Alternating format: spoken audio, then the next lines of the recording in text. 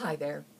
Time for another tip on what to do with cheap, crappy, reusable bags that are all made of plastic. If you've taken uncoated reusable bags and made a rug and taken coated ones and turned them into placemats, now it's time to take all those edges you cut off those bags and make those trim pieces into an amazing dog pull toy.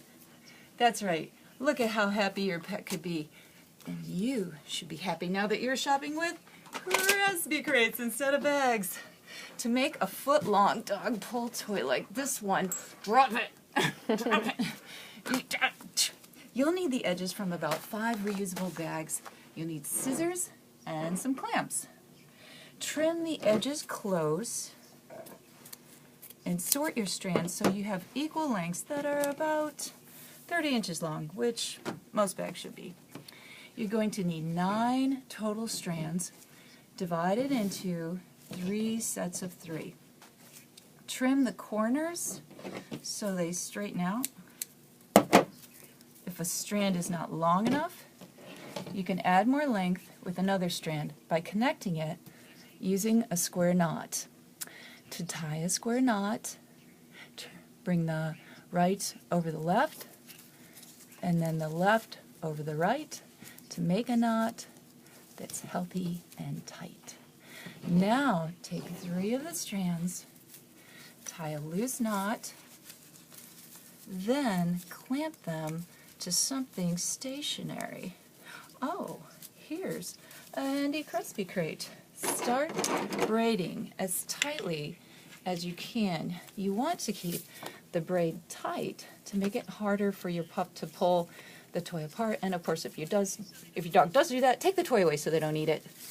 And then when you get to the end of this braid, you're going to clamp or loose tie it to keep it from unraveling.